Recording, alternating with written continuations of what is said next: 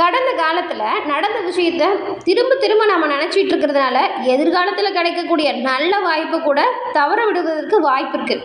அதனால் இந்த கடகராசிக்காரங்க நீங்கள் கண்டிப்பாக இந்த ஒரு விஷயத்த செய்யணும். பழைய காயங்களை நினச்சிட்டு இருக்காம அதை விட்டுட்டு இனிமேல் என்ன செய்யலாம் அப்படிங்கிறத கவனம் செலுத்தினா வரக்கூடிய நாட்கள் அமோகமான வெற்றி வாய்ப்பு உங்களுக்கு தரக்கூடியதாக இருக்கும். கடகராசிக்காரங்களை பொறுத்த வரைக்கும் இந்த மாதம் ஏற்பட்டிருக்கக்கூடிய சூழல் உங்கள் வாழ்க்கையில் என்ன மாதிரியான திருப்பு முனையை ஏற்படுத்துது அப்படிங்கிறதையும், அந்த திருப்பு முனை நல்லதா கெட்டதா அப்படின்னு நீங்கள் தெரிஞ்சுக்கணும் அப்படின்னு விரும்பினா இந்த பதிவை ஸ்கிப் பண்ணாமல் பாருங்கள். இந்த பதிவில் உங்கள் வாழ்க்கையில் சிறந்து விளங்க என்ன செய்யணும், எந்த விஷயத்தில் கவனமாக செயல்பட்டால் நன்மையை பெற முடியும் அப்படிங்கிற ஒரு முழுமையான தகவலையும் சொல்லியிருக்கோம். கடகராசி நீங்கள் சந்திரனை ராசி அதிபதியாக கொண்டவங்க. நீங்கள் பௌர்ணமி தினத்தில் உங்கள் குலதெய்வ வழிபாடு செய்கிறதுனால எல்லாமே நல்லதாக நடக்கும். நல்ல ஒரு செல்வ நிலை மேலோங்கும். அதுக்கப்புறம் தொட்டது தொடங்கும், நினச்சது சரியாக நடக்கும். பௌர்ணமி தினத்தில் குலதெய்வ வழிபாடு இந்த கடகராசிக்கு அமோகமான வெற்றி வாய்ப்பை ஏற்படுத்தக்கூடியது. மறக்காமல் இந்த ஒரு விஷயத்தை தொடர்ந்து பண்ணுங்கள், நிச்சயமாக நல்லது நடக்கும். உங்களுடைய குலதெய்வம் என்ன தெய்வம் அப்படிங்கிறத சேனல் கமெண்ட் பாக்ஸ்லேயும் 3 முறை பதிவு பண்ணுங்கள். உங்கள் வாழ்க்கையில் எல்லாமே நல்லதாக நடக்க உங்களுக்கு வாழ்த்துக்களை சொல்லிக்கிட்டே உங்கள் குலதெய்வத்திடம் நாங்கள் உங்களுக்காக பிரார்த்தனையும் செஞ்சுக்கிறோம். அதே போல் சுய ஜாதக கணிப்பை எளிய முறையில் கணிச்சிக்கணும் அப்படின்னு நினைக்கிறவங்க டிஸ்கிரிப்ஷனில் பாருங்கள், ஜோதிடரோட நம்பரை கொடுத்துருக்கோம், அந்த நம்பரை பயன்படுத்திக்கோங்க.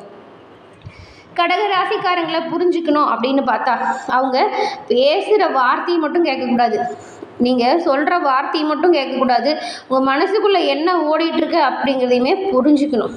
ஏன்னா கடகராசி அப்படிங்கிறது சாதாரண ராசியே கிடையாது.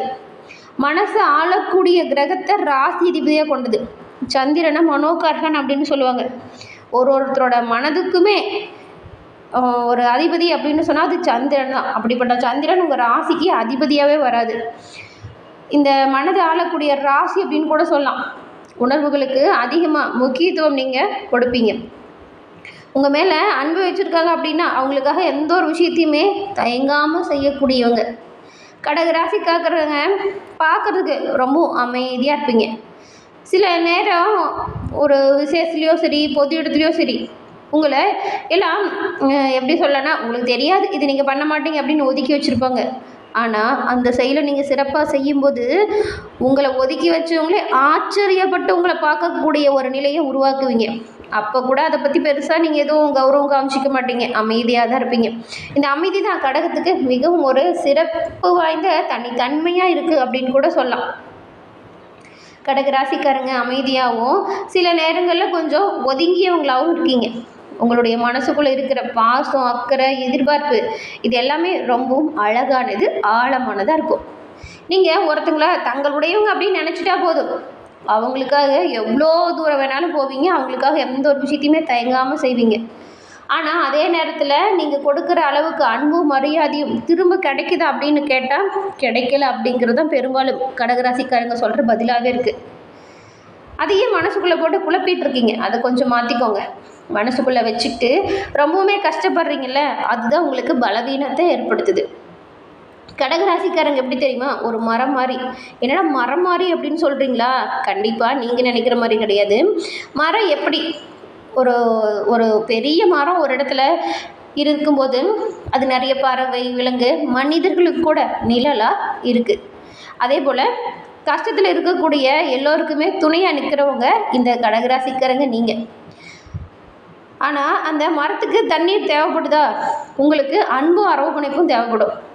அந்த மரம் எப்படி எல்லாத்துக்கும் நல்லா காற்று கொடுத்து உதவியாக இருக்கோ அதுபோல் நீங்களுமே எல்லாருக்குமே உதவியான நபர்களாக இருப்பீங்க. அதனால தான் மரம் போல் அப்படின்னு சொன்னோம்.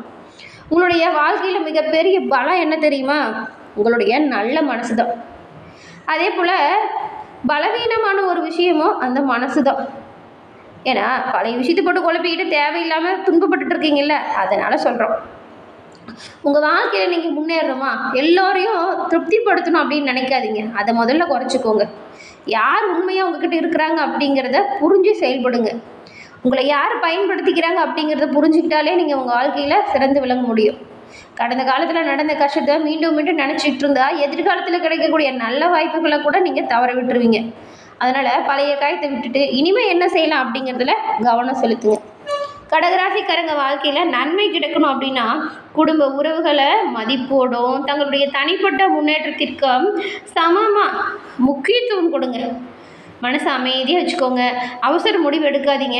பண விஷயத்தில் முக்கியமாக யாரையும் முழுசாக நம்பாமல் கவனமாக செயல்பட்டால் நீங்கள் எல்லா வகையிலுமே முன்னேற்றத்தை பெறலாம். அதுலேயும் குறிப்பாக உங்கள் அன்பை யாருக்கெல்லாம் கொடுக்கணும் அப்படின்னு நினைக்கிறீங்களோ, உங்கள் நம்பிக்கை யார் மீது வைக்கணும் அப்படின்னு நினைக்கிறீங்களோ, உங்கள் ரகசியங்களை அவங்கக்கிட்ட கூட அவ்வளோ சீக்கிரம் சொல்லிடாதீங்க. இந்த 3 விஷயத்தில் கவனமாக இருக்கணும். ஏன்னா ரொம்பவுமே அன்பாக பழகிறவங்க ரகசியத்தை சொல்லும்போது ஒரு நாளைக்கு உங்களுக்கு எதிராகவே உங்கள் ரகசியம் திரும்பிடும். அதனால தான் கடகராசிக்காரங்க வாழ்க்கையில் வெற்றியை தடுக்கக்கூடிய மிகப்பெரிய விஷயம் எதிரிகள் கிடையாது, தவறான மனிதர்கள் மீது நீங்கள் வைக்கக்கூடிய அதிகப்படியான நம்பிக்கை. அதுக்கப்புறம் கடந்த காலத்தை நினச்சி வருத்தப்படுறது. இதையெல்லாம் தாண்டி ஒரு விஷயம் மட்டும் நிச்சயமாக நடக்கும். இந்த பழைய விஷயத்தை மட்டும் குழப்பாமல் இருந்தீங்கன்னா. ஏன்னா கடகராசிக்காரங்க விழுந்தாலும் மீண்டும் எழுந்து செயல்படக்கூடியவங்க, கஷ்டப்பட்டாலும் தன்னோட குடும்பத்துக்காக போராடக்கூடியவங்க, மனம் உடைஞ்சாலும் மற்றவங்களுக்காக நல்லதை நினைக்கக்கூடியவங்க. அப்படிப்பட்ட உங்களுக்கு வாழ்க்கையில் இனிமேல் என்ன மாதிரியான மாற்றம் வரும், எந்த விஷயத்தில் அதிர்ஷ்டம் கை கொடுக்கும், எதை செஞ்சால் நன்மையை பெறலாம், எந்த விஷயத்தில் மட்டும் ரொம்பவுமே கவனமாக இருக்கணும் அப்படிங்கிறத நம்ம தொடர்ந்து இந்த பதிவில் பார்க்கலாம். கடகராசிக்காரங்களை பொறுத்த வரைக்கும் இந்த மாதம் ஏற்பட்டிருக்கக்கூடிய கிரக நிலை ஆராய்ச்சி பார்க்கும்போது உங்கள் ராசிநாதன் சந்திரன் துலாம் ராசியில் சஞ்சாரம் செய்கிறாரு. அதுவும் உச்சம் பெற்ற குருவோடு, அவரோட புதனும் உங்கள் ராசிலேயே சஞ்சாரம் செய்கிறாங்க. குருவோட பலத்தால் நினச்ச காரியம் சிறப்பாக நடக்கும். நிகழ்கால தேவை பூர்த்தியாகும். செல்வ செழிப்பும் சிறப்பான வாழ்க்கையும் அமையுங்க. அதுக்கப்புறம் மாணவர்களை பொறுத்த வரைக்கும் கல்வி விருத்தி அடைவதற்கு நிறையவே வாய்ப்பு இருக்குது. கடமையில் உங்களுக்கு வெற்றி கிடைக்கும். எந்த அளவுக்கு உழைக்கிறீங்களோ அந்த அளவுக்கு உயர்வு வரும். செல்வ செழிப்பு, சிறப்பான வாழ்க்கை, கடமையில் வெற்றி, இது எல்லாமே காண போகிறீங்க. கடந்த காலத்தில் இதில் நிறைய பிரச்சனைகளையும் பின்னடையும் சந்திச்சுட்டு வந்து நீங்கள் உங்கள் வாழ்க்கையில் இப்போ சூப்பரான உயர்வை பெற போகிறீங்க அப்படின்னு கூட சொல்லலாம். புதிய திருப்பங்கள் பலவும் உங்களுக்காக காத்திருக்கு. கல்வியில் சிறந்து விளங்க முடியும். பிள்ளைங்களோட கல்யாண கனவு இது நனவாகும். எடுத்து முயற்சி வெற்றி வாய்ப்பு தரும். இந்த மாதம் நீங்கள் உங்கள் குலதெய்வ வழிபாடை மறக்காமல் செஞ்சுடுங்க. குலதெய்வ வழிபாடும் இஷ்ட தெய்வ வழிபாடும் உங்களுடைய குடும்ப முன்னேற்றத்திற்கு வித்திடும். வாழ்க்கையில் வரக்கூடிய குறுக்கிடக்கூடிய சக்திகளை அகற்றும். அதுக்கப்புறம் இந்த மாதம் 1ஆம் தேதி பாருங்கள், புதன் சிம்ம ராசிக்கு வரும்போது உங்கள் ராசிக்கு இந்த 2ஆம் இடத்துக்கு புதன் வராது. இதனால் தனவரவு தாராளமாக இருக்கும்.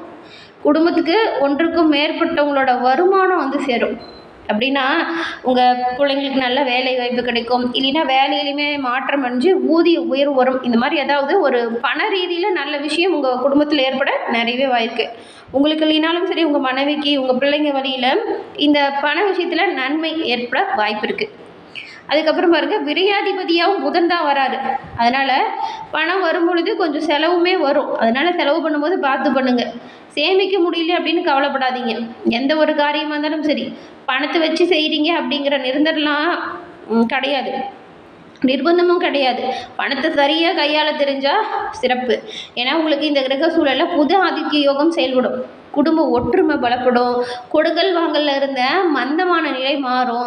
ரொம்ப நாளாக இருந்த ஆசைகள் நிறைவேறும். அதனால் பண விஷயத்தில் கவனமாக செயல்படுங்க அப்படின்னு சொல்கிறோம். ஏன்னா ரொம்ப நாளாக ஆசைப்பட்ட ஒரு பொருள் வாங்கணும்னு நினச்சி வாங்க முடியல அப்படின்னு கவலையில் இருப்பீங்க.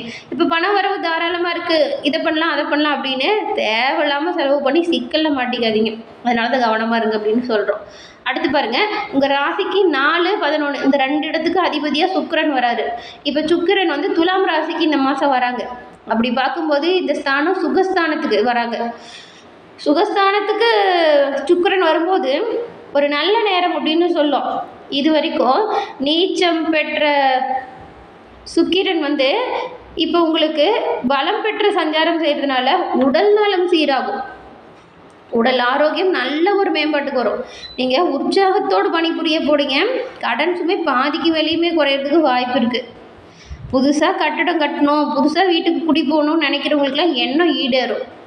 உங்கள் கற்பனை கூட இப்போ நனவாகணும்னு வச்சுக்கோங்களேன். அந்த அளவுக்கு நல்ல ஒரு அமைப்பு இருக்குது. இந்த காலகட்டத்தை சரியாக நீங்கள் பயன்படுத்திக்கிட்டு எந்த அளவுக்கு உழைக்கிறீங்களோ அந்த அளவுக்கு உயர்வையும், எந்த அளவுக்கு முயற்சி செய்கிறீங்களோ அந்த அளவுக்கு முன்னேற்றத்தையும் பெறலாம். பயணங்கள் பலன் தருவதாக மாறும். வெளிநாடு இல்லைன்னா வெளி மாநிலம் போகிறதுக்காக நீங்கள் எடுக்கிற முயற்சி இந்த மாதம் கைகூடும்.